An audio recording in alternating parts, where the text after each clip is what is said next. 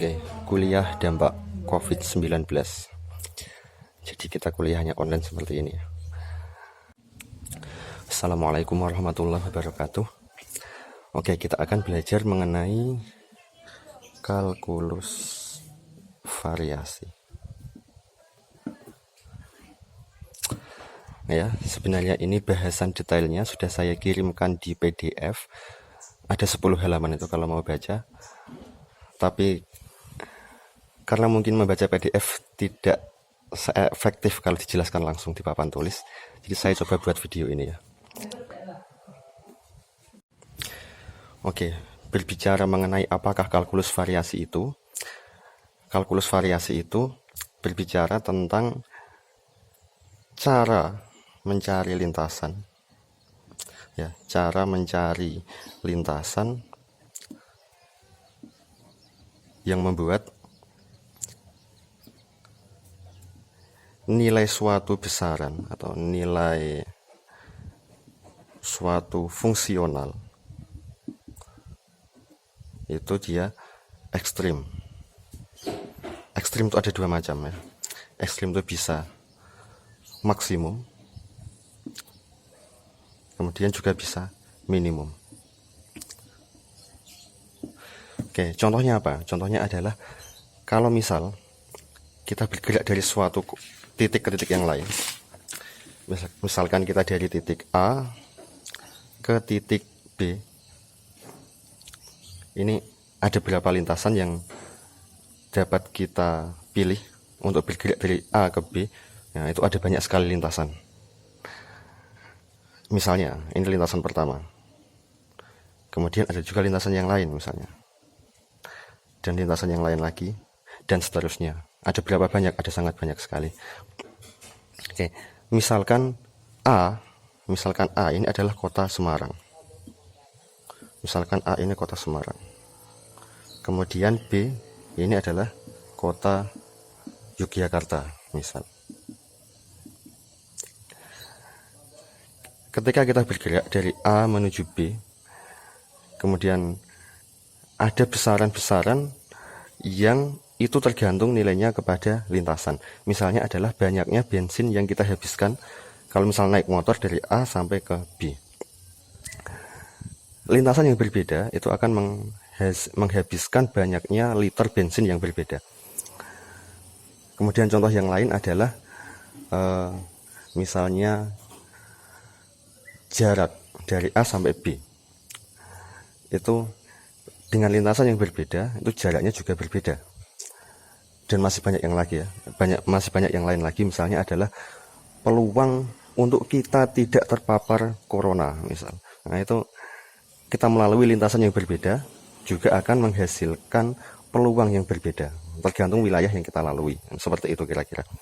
Nah, dengan kalkulus variasi kita akan mencari lintasan yang dengan lintasan itu nilai suatu besaran itu menjadi minimum atau maksimum. Misalnya kalau kita ngomong bensin yang dihabiskan dari A sampai B itu kita cari lintasan yang membuat habis bensinnya itu minimum sehingga kita bisa irit bensin. Nah, kira-kira seperti itu.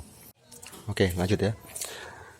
Nanti di akhir itu saya coba kasihkan yang namanya formula untuk mencari lintasan yang bisa menjadikan nilai suatu fungsional itu ekstrim, yaitu minimum atau maksimum. Formula itu nanti biasa disebut sebagai persamaan Euler-Lagrange.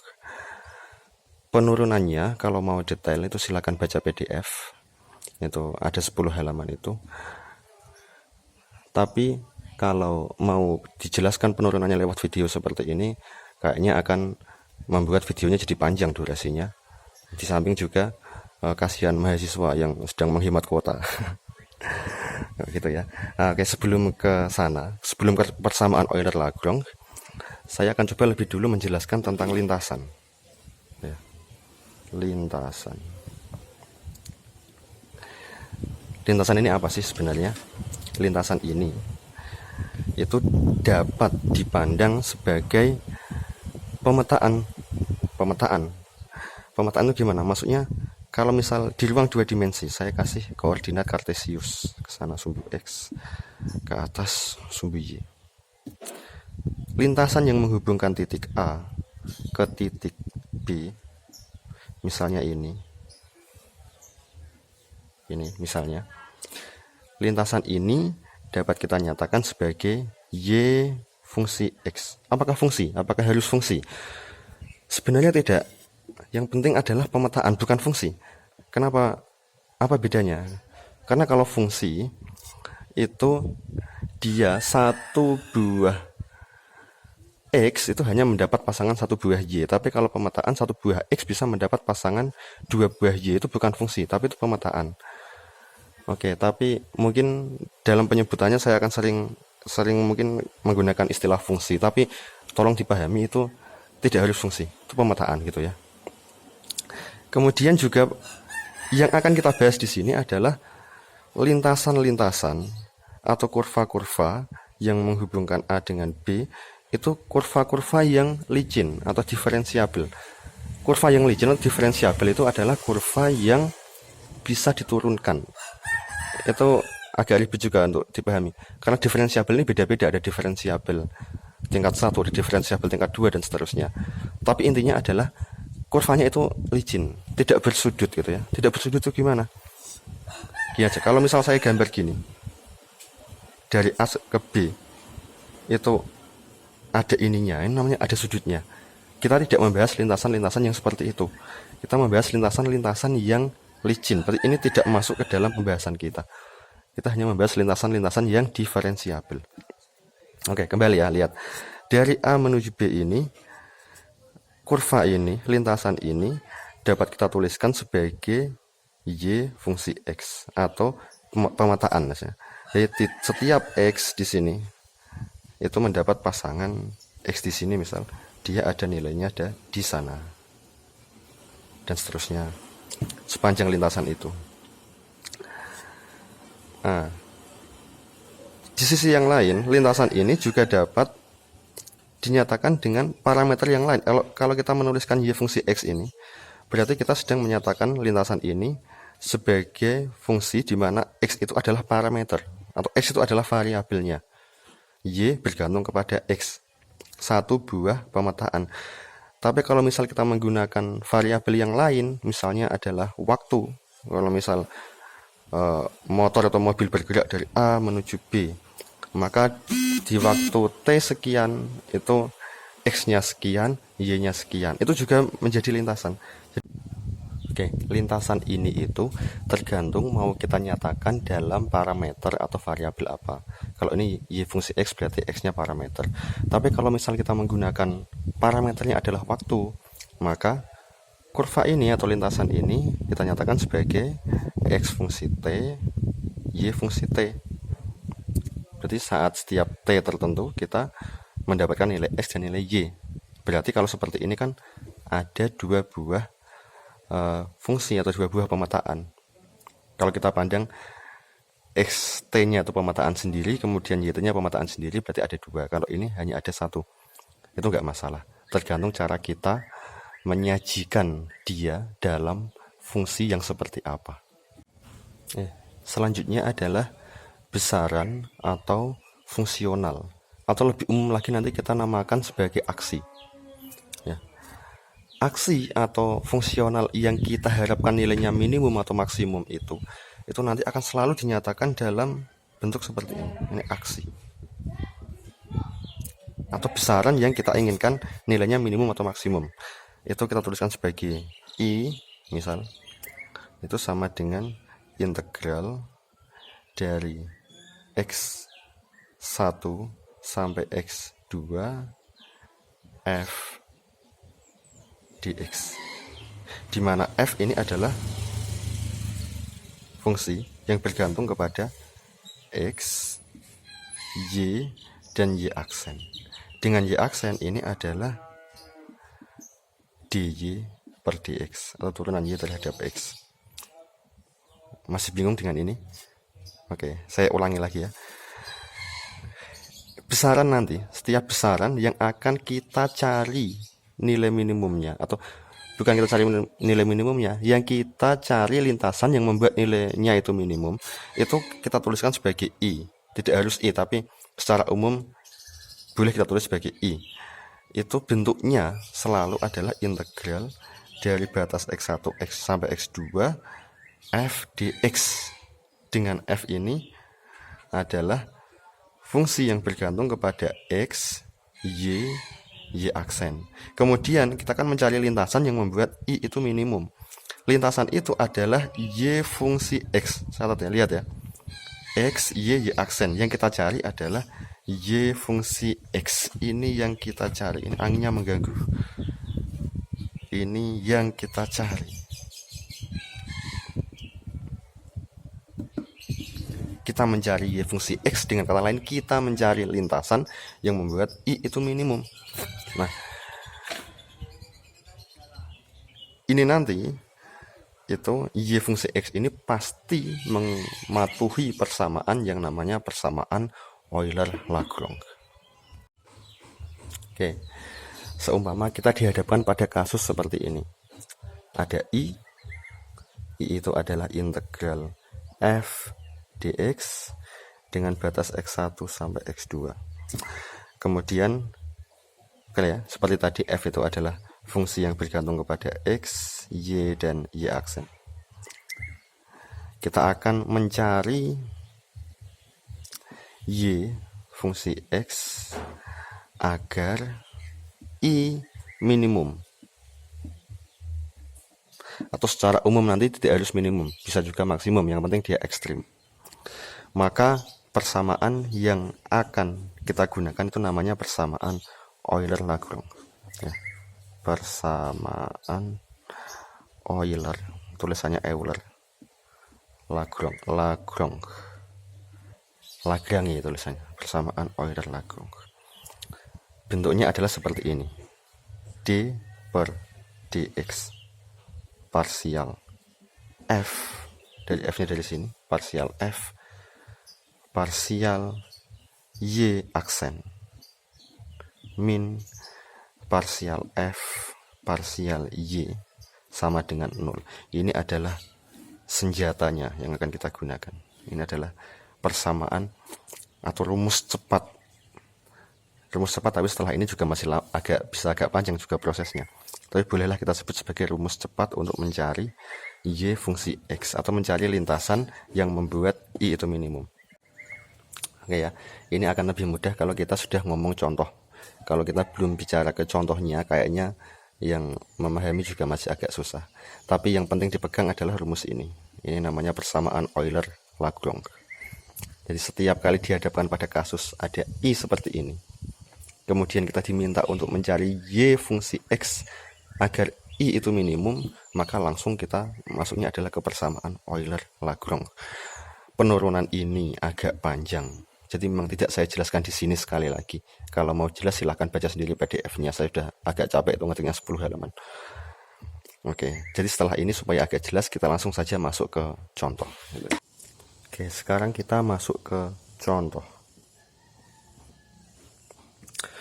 Contohnya adalah misal ada dua buah titik, yaitu titik A terletak di XA YA, kemudian ada titik lagi yang lain yaitu titik B. Titik B terletak di XB, YB. Titik B. Kemudian kita mau mencari lintasan yang membuat jarak atau panjang lintasan yang menghubungkan A hingga B itu minimum. Ya. Sebenarnya kita sudah tahu bahwa lintasan yang kita cari yang jaraknya minimum dari A sampai B, kalau ini bidang datar, itu lintasannya pasti berupa garis lurus.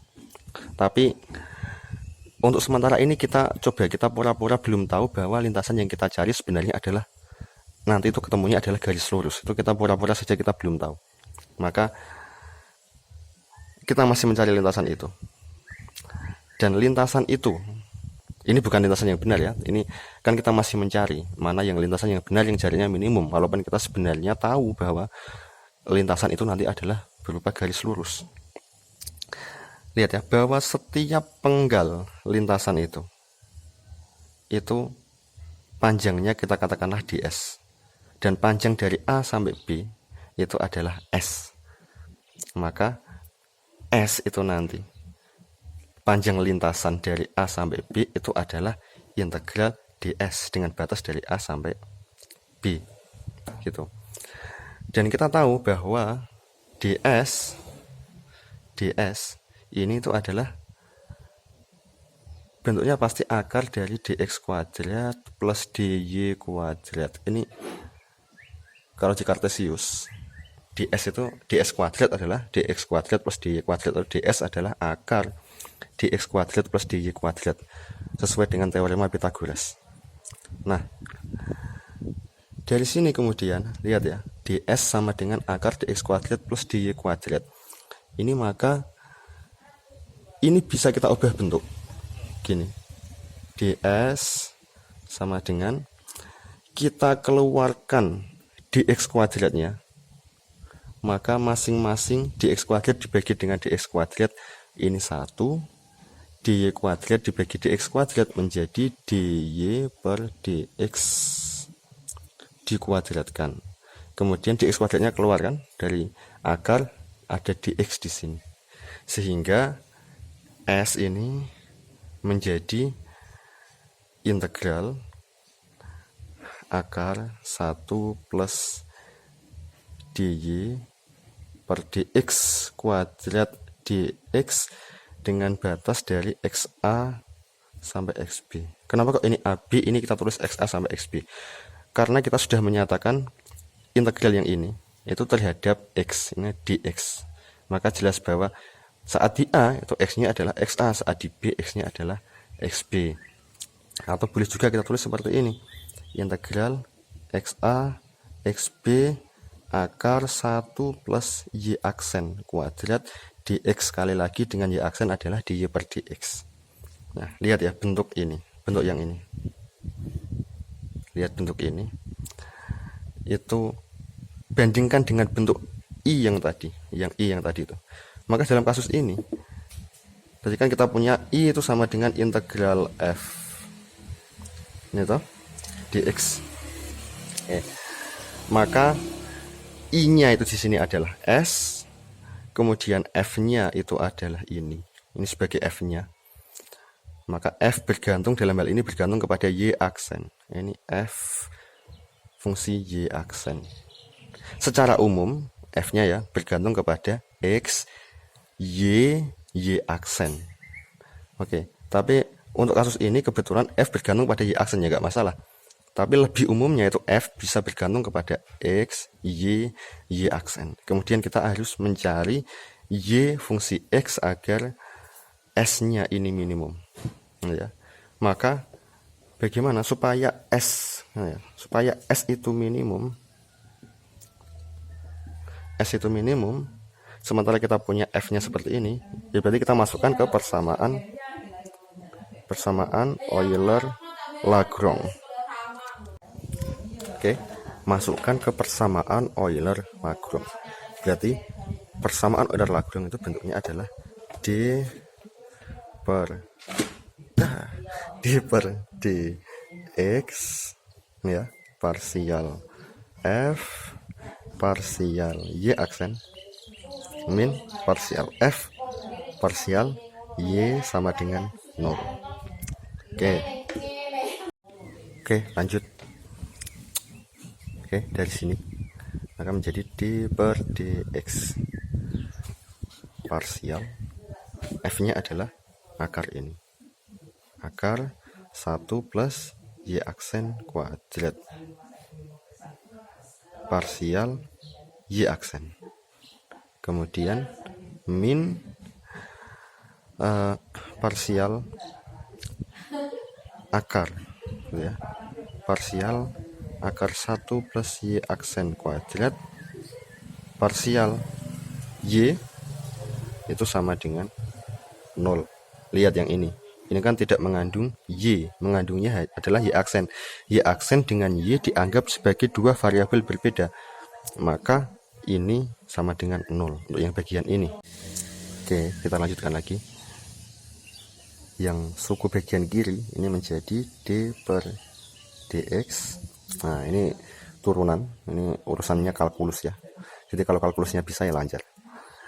ini adalah aturan rantai ya. Kita turunkan dulu terhadap 1 plus Y aksen kuadrat, maka setengah kali 1 plus Y aksen kuadrat pangkat min setengah, kemudian dikalikan dengan yang dalam ini, dalam akar, diturunkan terhadap Y aksen, berarti dikalikan dengan 2 Y aksen.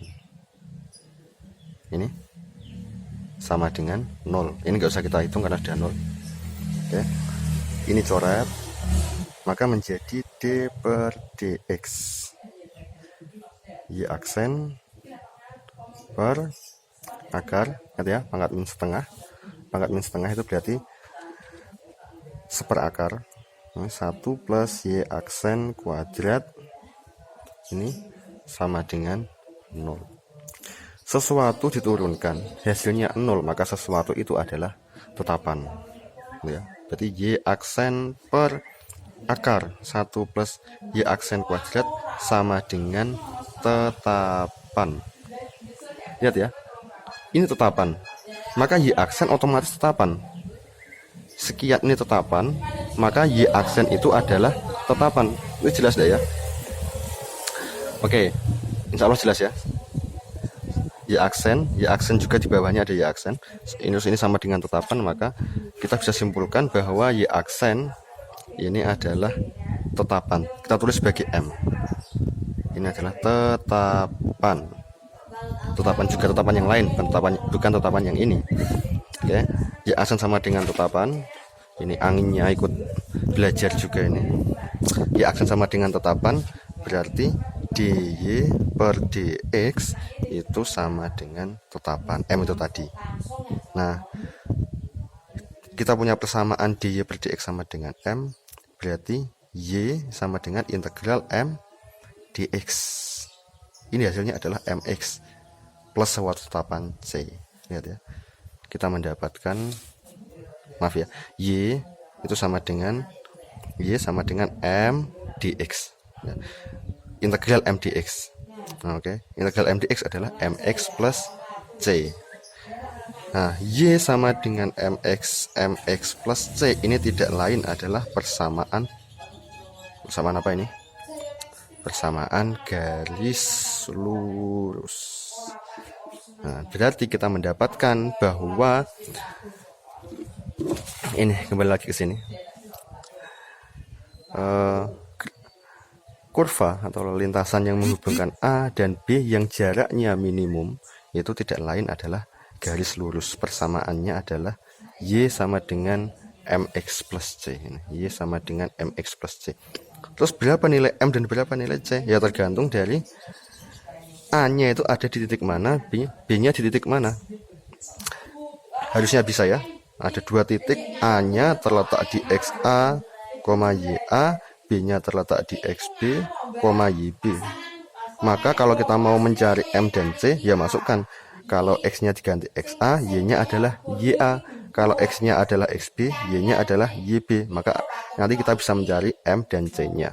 Tapi secara umum kita sudah mendapatkan bahwa persamaan kurva itu tidak lain ternyata adalah persamaan garis lurus untuk kasus ini. Sekarang contoh yang kedua. Contoh lagi yang kedua, ini langsung kita coba masuk ke penerapannya, yaitu di mekanika ya. Mekanika klasik.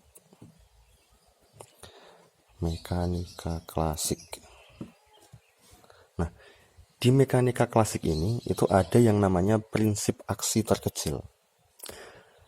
Bunyinya kira-kira seperti ini. Setiap benda itu pasti akan bergerak melalui suatu lintasan sedemikian rupa sehingga fungsional I atau aksi I itu besarnya minimum. Dengan I itu diberikan oleh integral dari waktu T1 sampai T2, kemudian ini EK min EP dt ya. Tapi benda itu harus berada di dalam pengaruh medan gaya konservatif. Jadi kalau ada benda di dalam pengaruh medan gaya konservatif, maka benda itu pasti akan bergerak melalui suatu lintasan sedemikian rupa sehingga dia menjadikan nilai I ini itu minimum. Nah, supaya tidak terlalu luas, saya batasi pembahasan di sistem satu dimensi. maka EK itu energi kinetik. EK itu bergantung kepada kecepatan. Kita kan biasa kenal EK sama dengan setengah mv kuadrat. V itu kecepatan. Oke, EK itu bergantung kepada x dot. Kecepatan itu turunan posisi, x-nya posisi. Kemudian EP itu bergantung kepada posisi, itu energi potensial. Energi potensial bergantung kepada posisi x, tapi ada kalanya juga bergantung kepada t. Saya tulis sebagai t, x. Ini. Kemudian EK min EP ini itu kerap kali ditulis sebagai L. L didefinisikan sebagai EK min EP. Maka otomatis L ini sekarang adalah fungsi yang bergantung kepada T, X, dan X dot. Dengan X dot itu dx per dt ya. X dot dx per dt. Nah, L ini itu biasa disebut sebagai Lagrange. Nah, sehingga kalau kita mencari lintasan gerak partikel sebagai fungsi waktu, berarti kita sedang mencari xt. Ini sering dicari di dalam mekanika, xt, posisi fungsi waktu. Nah, kita lihat dari I ini, I integral, ini L, ya. L itu bergantung kepada T, X, X dot. Kalau kita mencari X fungsi T, berarti otomatis kita masuk ke persamaan Euler-Lagrange, ya. X fungsi T itu semacam mencari Y fungsi X, tapi yang tadi. Kalau sekarang Y-nya itu X, X-nya yang tadi adalah T. Kita mencari X fungsi T. Mencari X fungsi T, kita masukkan ke persamaan Euler-Lagrange. Oke, XT masuk ke persamaan Euler-Lagrange. Itu berarti kita tuliskan d per dt parsial. Kalau tadi itu F, sekarang F-nya adalah L, dl per dt. Maaf ya, dl per dx dot min parsial L parsial X sama dengan 0. Nah, ini adalah persamaan untuk mencari persamaan gerak di dalam mekanika klasik. Ini adalah alternatif lain selain kita menggunakan hukum Newton. Ya, misalnya kita terapkan untuk meninjau gerak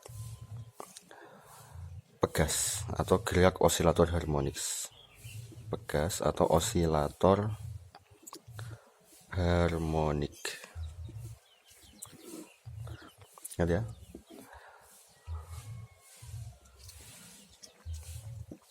Pegas ini kalau dia bergerak ke kanan misalnya sejauh X, oke, maka di sini dia punya energi potensial EP itu sebesar setengah kx kuadrat. Otomatis kalau di kirinya dia juga punya energi potensial sebesar setengah kx kuadrat, sama saja.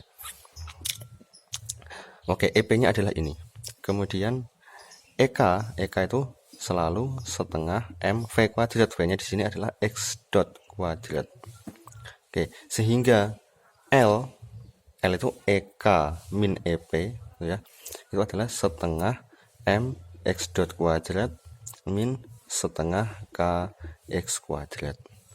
Lalu kalau kita mau mencari xt, persamaan gerak osilator harmonis, ya, kita mau mencari xt, kita masukkan ke persamaan Euler-Lagrange, maka kita tuliskan d per dt parsial L parsial x dot min parsial L parsial x sama dengan 0. Nah, d per dt parsial L parsial x dot, langsung lihat dari sini ya, parsial L parsial x dot, maka menjadi mx dot dikurangi dengan parsial L parsial x dari sini, ini menjadi kx sama dengan 0 ya. Oke, kalau ini kita bagi dengan m semuanya kedua ruas, berarti menjadi d x dot per dt min k per m x itu sama dengan 0. dx dot per dt, boleh juga kita tulis sebagai d kuadrat x per dt kuadrat turunan kedua x terhadap t min, ini boleh kita tulis sebagai akar k per m kuadrat. Kenapa kita tulis seperti ini? Enggak masalah, karena kita nanti akan menggantikan akar k per m itu dengan suatu variabel lain, kita kasih nama omega nanti. Oke, ini kita kasih nama omega. Omega sama dengan akar k per m. Ya. Persamaan ini kita akan mencari x fungsi t yang memenuhi persamaan ini masuknya ke bab persamaan diferensial, itu ada di matfis 1. Persamaan diferensial ini penyelesaiannya atau selesaian atau solusinya adalah xt sama dengan a sinus omega t plus theta 0, dengan a ini tetapan, theta 0 juga tetapan, sehingga persamaan gerak pegas itu ternyata adalah seperti ini. Kalau nggak percaya silakan dimasukkan xt ini itu ke persamaan ini, ya. Nanti pasti akan benar. Maka ini adalah penyelesaian atau persamaan gerak pegas, dapat dicari menggunakan persamaan Euler-Lagrange. Nah, terakhir sekali kita bisa memperluas persamaan Euler-Lagrange itu ke banyak variabel. Jadi kalau kita punya f, tadi kan f itu fungsi x, y aksen secara umum ya. Sekarang f itu seandainya f itu fungsinya lebih luas, yaitu f itu bergantung pada x, kemudian y1, y2 sampai yn, kemudian y aksen 1. Y aksen 1 itu adalah dy1 per dx dan seterusnya ya. Ada y aksen 2 sampai y aksen n. Kalau f itu seperti ini, berarti bergantung pada banyak variabel. Kemudian kita mau mencari y1 fungsi x, y2 fungsi x, sampai yn fungsi x ya. Semuanya menjadi fungsi x. Kita mau mencari y1 fungsi x, itu bagaimana bentuknya, y2 fungsi x bagaimana bentuknya, y3 dan seterusnya ya, sampai yn fungsi x itu bagaimana bentuknya, yang mana ini nanti harus menjadikan i, supaya i itu ekstrim, itu maksimum atau minimum. Maka kita akan mempunyai sebanyak n buah persamaan Euler-Lagrange, yaitu untuk setiap i itu maksudnya boleh 1, 2, 3 sampai n. Untuk setiap i berlaku d per dx parsial f parsial y aksen nomor i min parsial f parsial y nomor i itu sama dengan 0. Selalu berlaku seperti ini ya untuk setiap i berapapun, i dari 1, 2 sampai n. Oke, ini adalah persamaan Euler-Lagrange yang lebih umum untuk variabelnya yang banyak atau multivariabel. Oke, terima kasih. Kuliah kita sampai sini. Terima kasih. Kalau belum paham bisa diputar lagi videonya. Semoga sehat-sehat semuanya. Semoga tidak ada yang terkena corona. Oke, terima kasih. Assalamualaikum warahmatullahi wabarakatuh.